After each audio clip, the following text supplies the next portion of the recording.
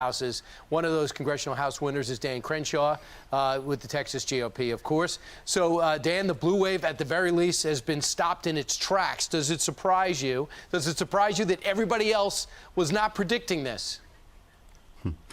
It doesn't surprise me that this infamous blue wave never seems to materialize, because here's the things: Texans like their state. We like being the #1 business climate in America. We like our low taxes. We like less regulations. We like good governance. We like more freedom. We like secure borders. We like safe communities. We like funding our police. See, all of these things are the complete opposite of what the left wants. The left wants to destroy our energy sector, raise our taxes, and make our business climate more like California's. I don't see why this would be a compelling message to win. And as we know, they spent hundreds and hundreds of millions of dollars to try and flip it. Almost, aside from me, almost every single candidate in Texas, Republican, was outspent by Democrats. And yet that blue wave was stopped right in its tracks. Sure. And, at the very last presidential debate, in about the last 3 minutes, Joe Biden revealed he was interested in transitioning away from fossil fuels and traditional oil sources. And 10 million Americans make their living with that, particularly a lot of them down there in Texas. Are you... what's your assessment of where we are with the state of the race regarding the presidency? Because right now, the president and his team filing suit in another number of states because they say that the voting the voting was okay, but the vote tabulation, they're a little worried about whether or not it's accurate. Yeah. This is why the integrity of our elections and the system that we use is so important, right? You have to trust the rules of the game. I was very outspoken on this in the months leading up to this, as everybody was arguing about changing election laws at the last minute to accommodate for the virus.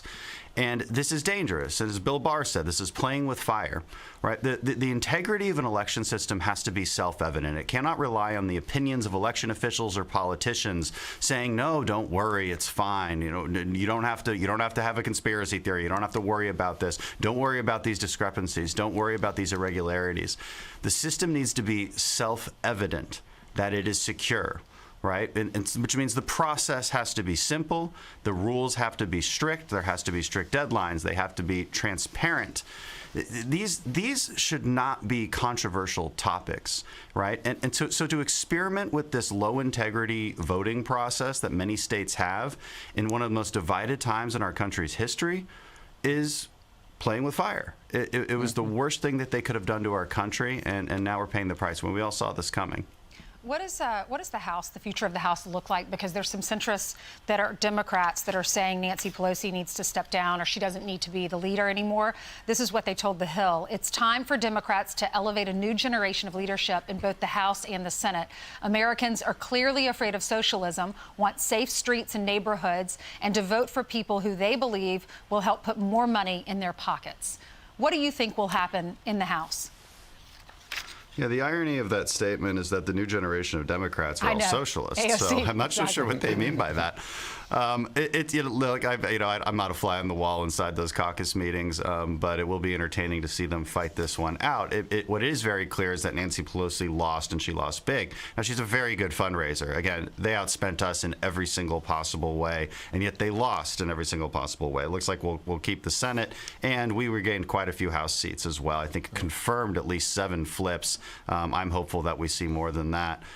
Who would take her place, though? I mean, that's a fascinating question, and hard for me to answer. I will say Nancy Pelosi makes a great opponent for Republicans, though, so we enjoy that a little bit. But really curious to see what happens on the other side. What happens in this race? Does he have a path? He obviously has a path. Anything can happen. It's not over yet, but do you think he'll win? Let's just be hopeful that he does. There's clearly a path. We're counting those ballots in Arizona right now. It seems like Pennsylvania is on a good track as well as in Georgia. So I'm glued to my screen just like you guys are. Right. Southwest Texas, where he really benefited. And Dan, you know what also I feel heartened by? The American people did not like the persona Nancy Pelosi, tearing up the State of the Union address, the way she just dismisses the president, acts like he doesn't exist. I think they much like the idea of a statesman like Paul Ryan in that slot. And no matter what party's in, she's like a professional wrestler. Right. I mean, and you see this across many states. You see, congressional candidates perhaps outperforming the president. Americans do tend towards split government. Mm-hmm. You see the stock market start to rise when it believes that it has a split government because it means government's going to do less. Mm-hmm. So this tells you something about the disposition of where Americans are at as far as what they want in their political beliefs. We don't need the federal government telling us what to do in every single way. We don't need total control over our lives. Let us thrive. All right. Do your purpose of government, which is to protect our inalienable rights, to pursue our happiness. Right. That's the whole point. Right. And I think Americans instinctively understand that. But you got to get some big things done. You got to get immigration reform done, and it's going to take compromise. And I'm just wondering when that's going to happen at some point.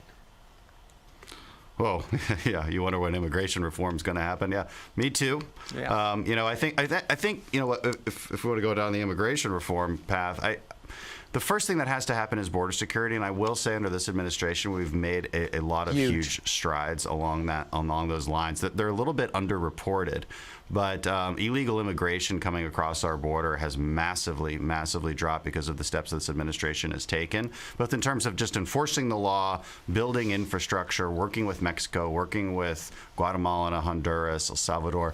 The huge strides. So. One of the worst case scenarios is a Biden presidency takes over. They completely reverse all of these great policies, and then we're right back where we started, where no compromise can ever happen. Right, exactly. Dan Crenshaw, congratulations on your win a couple of nights ago. Oh, thank you very much. Yeah, so it was exciting. It was a lot of fun. I think we won by more than we expected.